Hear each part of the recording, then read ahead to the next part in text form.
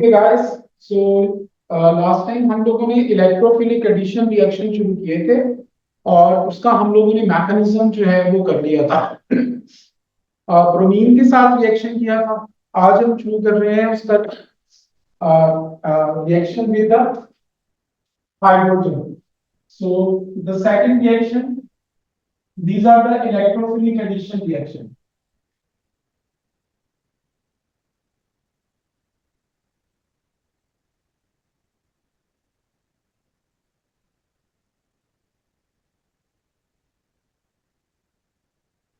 अच्छा जी, electrophilic addition में दूसरा रिएक्शन हम लोग करने जा रहे हैं, द रिएक्शन विद हाइड्रोजन।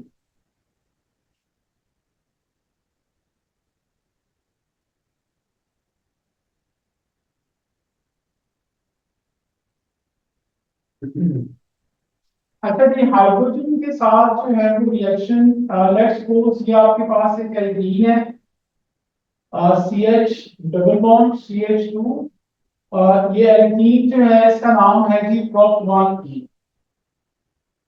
ठीक है जी, इसका रिएक्शन हम लोग करवाते हैं हाइड्रोजन के साथ, nickel that is used as a catalyst. Electrophilic addition reaction में आप लोगों को पहले भी बता चुका हूं कि इसमें डबल बॉन्ड टूटता है, तो C H three C H, ये डबल बॉन्ड और ये सी एच टू है। तो सबसे पहले ये बॉन्ड टूट जाएगा। ये हाइड्रोजन है तो एक हाइड्रोजन इधर लग जाएगी और इधर दो हाइड्रोजन है तो इधर तीन हो जाएंगे। तो ये चीज जो है ये एल्केन में चेंज हो जाएगी। तो प्रोप का जब हम लोग हाइड्रोजन के साथ रिएक्शन करवाते हो तो it would change into propane. ये प्रोपेन में चेंज हो जाता है बच्चों। ठीक है जी, और इसका मैकेनिज्म मैं आप लोगों को लास्ट टाइम बता चुका हूँ। ठीक है जी। इसका हमें नॉर्मल जिंदगी में फायदा कहाँ पे होता है, एक चीज होती है जिसको कहते हैं वेजिटेबल ऑयल। वेजिटेबल ऑयल जो होते हैं normally they are only unsaturated.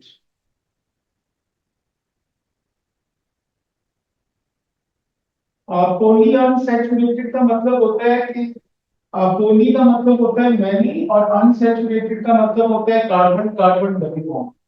So a compound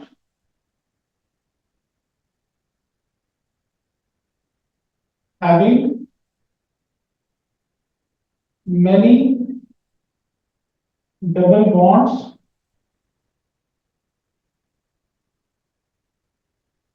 between between carbons। ठीक है जी, उसको जो है वो हम लोग कहते हैं पोली अनसैचुरेटेड। पोली अनसैचुरेटेड, अगर हम लोग वेजिटेबल ऑयल का स्ट्रक्चर बनाएं तो इसमें ये देखें, ये तीन कार्बन होती हैं। ठीक है जी, ध्यान से देखते जाइएगा।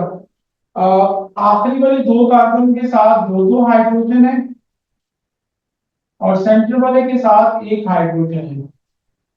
ठीक है। इनको जो है वो आप लोग ज्वाइन करते हैं ऑक्सीजन के साथ, ऑक्सीजन ऑक्सीजन के साथ। ठीक है जी, और इस ऑक्सीजन को ज्वाइन करते हैं सी डबल बॉन्ड ओ के साथ। Join it with C double bond O, join it with C double bond O, C double bond O के साथ ज्वाइन करते हैं। और इसके साथ कार्बन की एक चेन लगी हुई है, let's suppose C17H33। This one is C17 और H31 and this one is C17H35। ठीक है जी। अब ये वेजिटेबल ऑयल है आपका।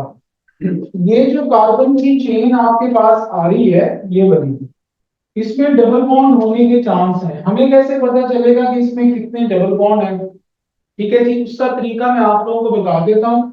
आप लोगों को पता ही है कि एल्कीन जो होती है उसका जनरल फॉर्मूला आप लोगों ने ओ लेवल में पढ़ा होगा। क्या होता है कि जितने कार्बन होते हैं हाइड्रोजन उसका डबल करके और उसमें दो ऐड करते हैं, जबकि जो एल्कीन्स होती हैं उसमें जितने कार्बन होते हैं हाइड्रोजन नॉर्मली उसका डबल होते हैं अगर एक डबल बॉन्ड हो। ठीक है जी, तो यहां पे देखें ये C17H33 है। तो 17 कार्बन अगर हो, यानी हम लोग ये एल्केन बनाए, C17 हो तो H कितने होने चाहिए? 34 और 2 36 हाइड्रोजन होने चाहिए। तो यहाँ पे 33 हाइड्रोजन है और एक बॉन्ड ये कार्बन के साथ बना हुआ है, तो इसको भी बीच में गिन लो कि ये भी हाइड्रोजन वाला काम ही कर रहा है, बॉन्ड बनाया हुआ है। तो 34 हो गए। तो 34 का मतलब ये एल्कीन का जनरल फॉर्मूला C17 और H34। इसका मतलब है कि इसमें वन डबल बॉन्ड प्रेजेंट है, एक डबल बॉन्ड मौजूद है। क्यों? क्योंकि 17 कार्बन के साथ 34 हाइड्रोजन होते हैं, तो यहाँ पे 33 हाइड्रोजन है और एक बॉन्ड ये कार्बन के साथ बना हुआ है, तो इसको भी हाइड्रोजन ही गिन लो क्योंकि ये बॉन्ड है। तो 33 एंड 34, तो 34 इसका मतलब है इसमें एक डबल बॉन्ड मौजूद है, क्योंकि ये एल्कीन का जो ये वाला फॉर्मूला होता है ये वन डबल बॉन्ड के लिए होता है। अगर एक से ज्यादा डबल बॉन्ड होंगे तो हाइड्रोजन मजीद कम हो जाते हैं। अब यहाँ पे देखते हैं, ये C17 और H31 है, तो इसमें कितने 31 और एक ये वाला गिन लें 32, तो 32 है। तो इसमें इसका मतलब ये है कि अगर 34 होते तो एक डबल बॉन्ड होता, तो 32 है, तो इसका मतलब है कि इसमें दो डबल बॉन्ड है, यानी टू डबल बॉन्ड। तो इस तरीके से आप लोग अंदाजा कर सकते हो। अब यहाँ पे देखो, यहाँ पे ये 35 और ये वाला बॉन्ड मिला के 36 हो गया। तो 36 का मतलब कि ये तो एल्केन ही है, इसमें कोई डबल बॉन्ड नहीं है, no double bond. Did you get it guys और नॉट? Yes sir. तुम लोगों को समझ यस सर। यार ये देखना, ये तो हाइड्रोजन गिनना कितने हैं, 33 है और ये वाला बॉन्ड ये लिखा 34 हो गया ना। तो इसका मतलब ये 34 का मतलब भाई एक डबल बॉन्ड मौजूद है। इधर 31 और ये वाला मिला के 32 है, तो इसका मतलब ये 34 होते तो एक डबल बॉन्ड होता, 32 है तो एक बॉन्ड डबल बॉन्ड और है, तो दो डबल बॉन्ड। हमें लगे हाइड्रोजन जितने कम होते जाएंगे, बॉन्ड जितने कम होते जाएंगे, उतने डबल बॉन्ड आते जाएंगे। ठीक है। अच्छा, अब हमने क्या करना है कि वेजिटेबल ऑयल जो है ये पॉली अनसैचुरेटेड होते हैं, इसमें डबल बॉन्ड होते हैं बिटवीन द चेन्स। ये जो लॉन्ग चेन होती है इसमें डबल बॉन्ड मौजूद होते हैं। अब डबल बॉन्ड वाली चीज जो है मेरे बच्चों, if it is expose to the air, अगर इसको एयर के एक्सपोज कर दें तो व्हाट वुड हैपन, एयर जो है उसमें मौजूद जो डिफरेंट चीजें होती हैं वो डबल बॉन्ड वाले कार्बन के साथ जो है वो जुड़ जाती हैं और कोई नई प्रोडक्ट बन जाती है और वो वेजिटेबल ऑयल में से स्मेल आना शुरू हो जाती है, खराब हो जाता है। तो वेजिटेबल ऑयल को ज्यादा देर तक स्टोर करने के लिए हम लोग क्या करते हैं, इसमें से हाइड्रोजन पास करके निकल एज अ कैटलिस्ट और 300 डिग्री सेल्सियस टेम्परेचर यूज करते हैं। तो मेरे बच्चों ये चेंज हो जाता है मार्जरीन में, मार्जरीन या घी में चेंज हो जाता है। ये मार्जरीन जो है ये जो तुम लोग सुबह के टाइम पे जिसको बटर समझ के वो क्या कहते हैं ब्लू बैंड, वो डबल रोटी के ऊपर लगा के वो खाते हो, ठीक है, वो ब्लू बैंड जो है वो असल में क्या चीज होती है, वो मार्जरीन होता है। ठीक है, तो that is not actually the butter. कुछ लोग उसको ना मक्खन समझ के बड़े शौक से डबल रोटी के ऊपर लगा के खा रहे होते हैं। तो मार्जरीन जो है वो that is actually made from the vegetable oil. Hydrogen और निकल एज अ कैटलिस्ट से बनाया जाता है और उसमें क्या होता है कि जितने डबल बॉन्ड हो, अब इस कंपाउंड में एक डबल बॉन्ड है तो एक हाइड्रोजन यूज होगी, और ये वाली जो चीज है इसमें दो डबल बॉन्ड मौजूद हैं, तो इसमें दो हाइड्रोजन यूज होंगे, तो एक यहाँ पे और दो यहाँ पे, तीन, तो तीन हाइड्रोजन के मॉलिक्यूल्स यूज होंगे। और व्हाट वुड हैपन, इससे क्या बन जाएगा, ये देखें CH2 CH2, यानी ये चीज सारी की सारी वैसी की वैसी बना दो जैसी बनी हुई है, इसको कुछ भी नहीं करना। तो ये ऑक्सीजन लगा दें, ऑक्सीजन लगा दें, ऑक्सीजन, फिर C डबल बॉन्ड O लगा दें, C डबल बॉन्ड O लगा दें, C डबल बॉन्ड O। अब यहाँ पे इसको सैचुरेट करना है तुम लोगों ने, तो C17 और यहाँ पे मैंने पहले ही बताया 36 बनाना है। तो भाई ये 33 ये और एक बॉन्ड ये 34 बॉन्ड बन रहे हैं, तो इसको 35 करना है ताकि 36 बन जाए। तो C17H35 करते हैं, हाइड्रोजन 35 और एक ये वाला बॉन्ड मिलके 36 हो गए, तो ये सिंगल बॉन्ड वाली चीज आ गई। इसी तरीके से इसमें दो डबल बॉन्ड है तो दो हाइड्रोजन यूज होंगे, तो ये भी क्या बन जाएगा C17H35, और ये वाला भी C17H35, ये पहले से है। तो ये जो सारी चेन्स हैं इसमें अब कोई डबल बॉन्ड मौजूद नहीं है बिटवीन द कार्बन, तो ये जो चीज है ये आपकी मार्जिन या घी बन जाती है। ये जितनी देर तक मर्जी एक्सपोज रहे एयर के, ये कभी भी खराब नहीं होगी। Did you get it? सबको समझ लग गई है इसकी? Yes sir. अच्छा जी, हम लोग थर्ड रिएक्शन करने जा रहे हैं इलेक्ट्रोफिलिक एडिशन में। हमने अभी तक दो रिएक्शन करनी है इलेक्ट्रोफिलिक एडिशन पे, एक तो ब्रोमीन वाला किया था, याद करो, और उसका मैकेनिज्म भी मैंने करवाया था। दूसरा हाइड्रोजन वाला हो गया है, और तीसरा जो हम लोग रिएक्शन इसका करने जा रहे हैं that is reaction with HCl और HBr। चलिए जी, हम लोग ले लेते हैं HBr ले लेते हैं। ठीक है, reaction with HBr, hydrogen bromide. अब ये रिएक्शन जो है ये थोड़ा सा समझने वाला और थोड़ा सा मुश्किल है, क्योंकि इसको मैं दो तरीकों से समझा रहा हूँ ताकि तुम लोगों के पल्ले पड़ जाए ये।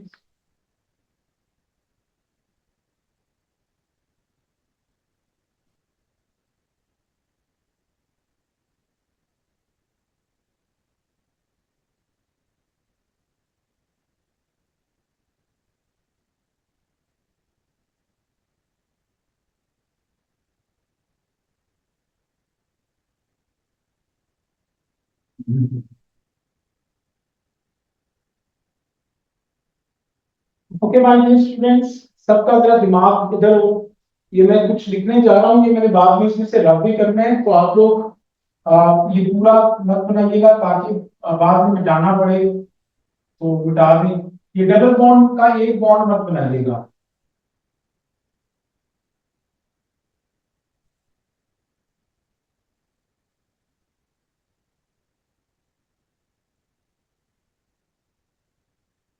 ये मैंने एल्कीन को दो बार लिख दिया है, क्यों लिखे है आपको भी बताता हूँ, और इधर भी एल्कीन को दो बार ही लिख रहा हूँ।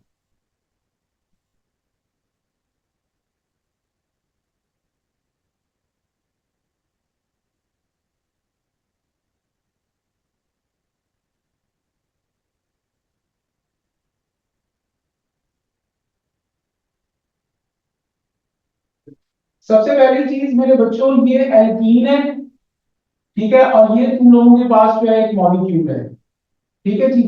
अब यहाँ पे जब भी एडिशन रिएक्शन होता है इलेक्ट्रोफिलिक एडिशन, तो डबल बॉन्ड का एक बॉन्ड टूट जाता है। पहली चीज, टूट के ये H है और ये Br है, एक तरफ H लगा दे, इधर मैं H लगा रहा हूँ, तो इधर एक H है, दो H हो गए, और इधर मैं Br लगा रहा हूँ, इधर Br लगा गया।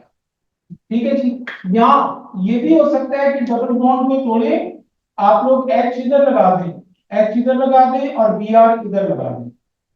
ठीक है जी। अब ये जो दो कंपाउंड्स बने हैं इनके हम लोग नाम देके देखते हैं। तो this is the longest continuous chain. Counting उधर से शुरू करते हैं जहां से ब्रोमीन क्लोजर हो। तो राइट साइड से क्लोजर है 1 2 3 एंड 4, तो इसका नाम क्या बन जाएगा, 2 ब्रोमो और ब्यूटेन। ये दूसरा जो कंपाउंड है इसमें भी ये लॉन्गेस्ट कंटिन्यूअस चेन है। काउंटिंग उधर से शुरू करें जहां से ब्रोमीन क्लोजर हो, तो ये 1, ये 2, ये 3 और ये 4। तो 2 के ऊपर ब्रोमीन है, तो this is also 2 bromo butane. तो भाई ये दोनों की दोनों जो है वो सेम चीजें हैं, दोनों के नाम जो है वो एग्जैक्टली सेम है, तो ये सिंगल प्रोडक्ट बनी है, एक ही चीज बनी है। चाहे एच इधर लगाओ चाहे बी आर इधर, यहाँ एच इधर या बी आर इधर लगाओ, तो चीज के नाम पे कोई फर्क नहीं पड़ा। अब आ जाओ यहाँ पे दूसरी चीज में, इधर जरा और से देख लो पहले। ये देखें जी, इधर ये डबल बॉन्ड खत्म हो गया, इधर ध्यान से देखो यार जरा, ये लिखा हुआ है बाद में लिख लेना यार, पहले सुन लो। ये देखें जी, ये डबल बॉन्ड मैंने खत्म कर दिया, ठीक है जी। डबल बॉन्ड खत्म करके इधर एच लगा रहा हूं और इधर बी आर लगा रहा हूं। डबल बॉन्ड खत्म कर दिया, एच को अब मैं इधर लगा रहा हूं, दो एच हैं तो इधर तीन एच हो गए, और बी आर इधर लग गया। अब भाई इनका नाम देके देखते हैं। तो this is the longest continuous chain. Start counting from that side where bromine is closer, तो राइट साइड से क्लोजर है 1 2 3 and 4. So this is 1 bromo butane. ठीक है जी। इसी तरीके से ये दूसरा कंपाउंड है, इसका नाम देके देखिए, this is the longest continuous chain, counting उधर से जहां से ब्रोमीन क्लोजर हो, तो 1 2 3 4। So this is my dear students the 2 bromo butane. ठीक है जी।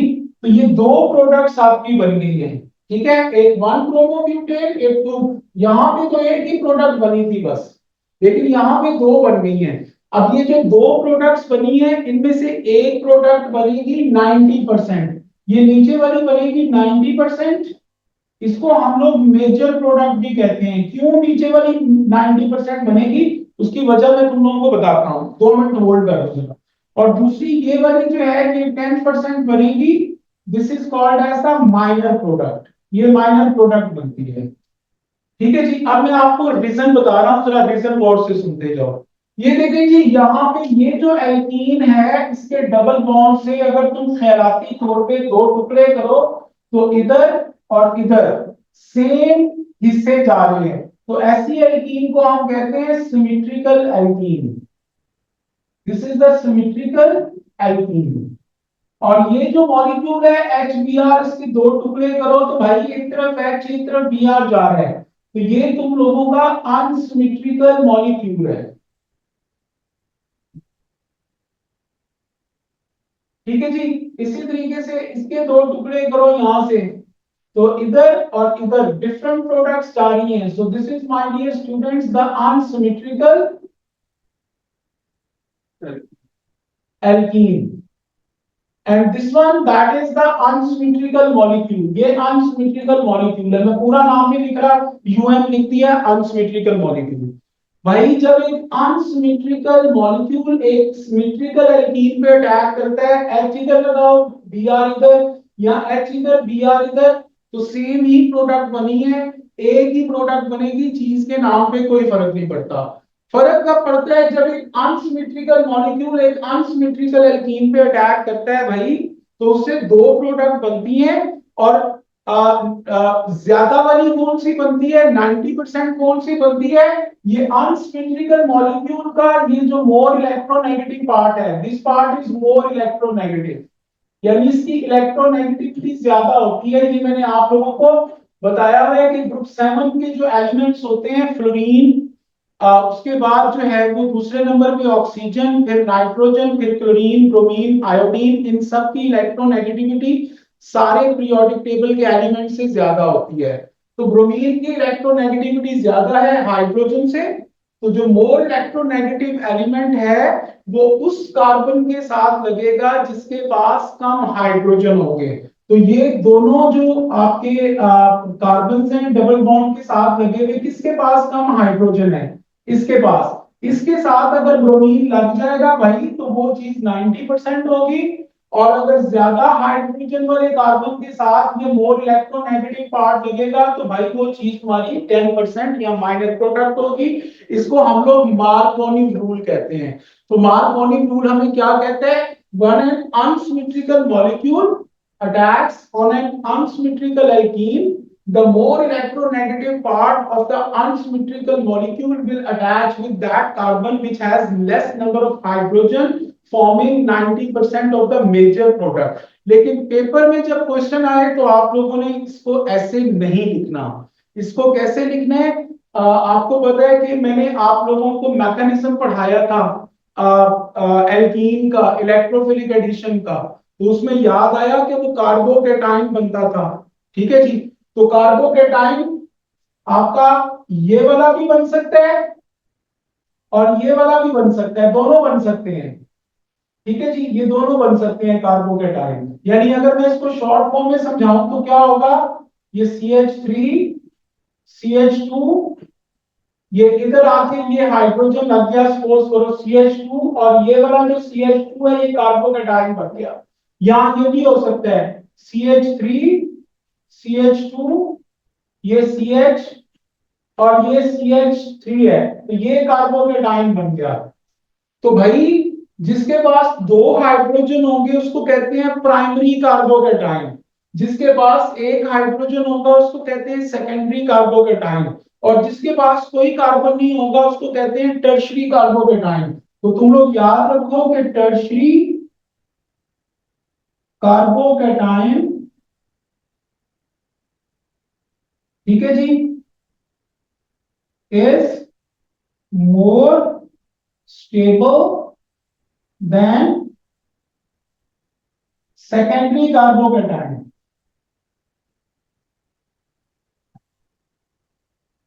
And secondary carbocation is more stable than primary carbocation।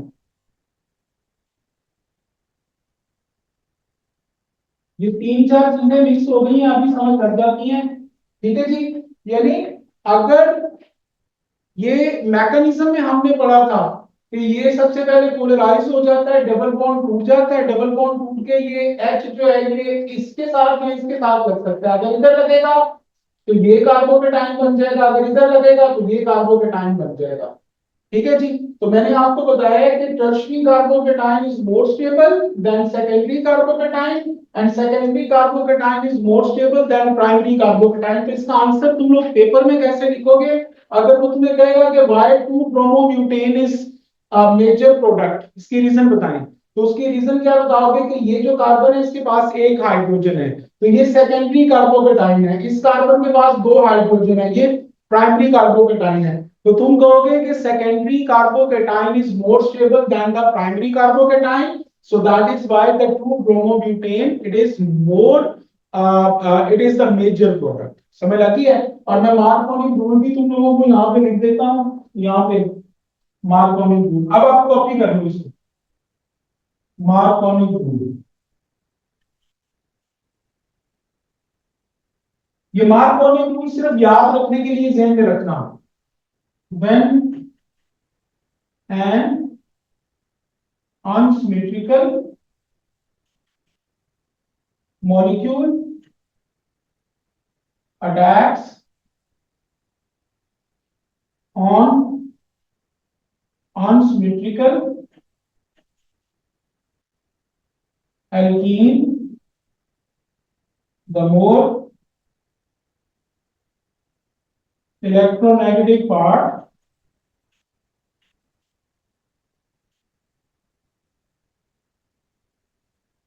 will attach with that carbon which has less number of hydrogen, और इसके आगे लिखना forming 90% of major product.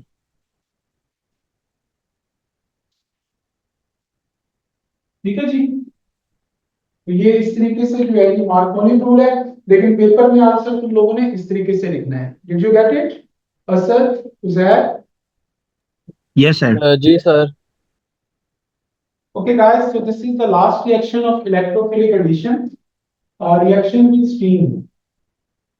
Steam के साथ जो reaction है मेरे बच्चों, वो भी उसी तरीके से होता है। अगर अनसिमेट्रिकल एल्कीन होगी तो दो टाइप की प्रोडक्ट्स बनेगी, तो स्टीम का मतलब HOH, गैसियस फॉर्म।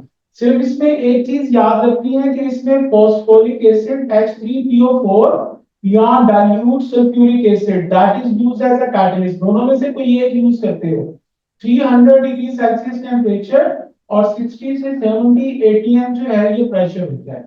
तो इन कंडीशन में भाई ये देखें, जो स्टीम है ये भी अनसिमेट्रिकल है और ये वाला एल्कीन भी अनसिमेट्रिकल है। डबल बॉन्ड से दो टुकड़े करो तो इसमें भी दो प्रोडक्ट्स बनेंगी, CH3 CH double bond, CH2 CH3 CH double bond CH2। तो पहले ये डबल बॉन्ड खत्म करके H को इधर लगा दो और OH को इधर लगा दो, और दूसरा डबल बॉन्ड खत्म करके H को इधर OH को इधर। बताएं कौन सी 90% होगी? ऊपर वाली 90% होगी, सो दिस इज 90%, और इसका नाम क्या होगा, प्रोपेन टू ओल। तो सर ये जो लेफ्ट दिस इज 90% जी। सिमेट्रिकल होगा या नहीं होगा एच में? यार कैसे सिमेट्रिकल है, इसके टुकड़े कर दूं तो एच और एक तरफ OH जा रहा है, एक तरफ H लग रहा है भाई, एक तरफ OH लग रहा है, and this is propane bond. जी बोलो सर जी अपना ये ऊपर वाले 90% कैसे है? यार भाई OH इज मोर इलेक्ट्रोनेगेटिव, तो ये कम हाइड्रोजन वाली कार्बन के साथ जब लगेगा तो भाई तो 90% ही होगी ना। अच्छा हाँ ठीक है ठीक है। हमें लगती है जी कम हाइड्रोजन इस कार्बन के पास है तो इसके पास OH लगेगा, OH इज मोर इलेक्ट्रोनेगेटिव, इसके ऊपर नेगेटिव चार्ज होता है। ठीक है जी।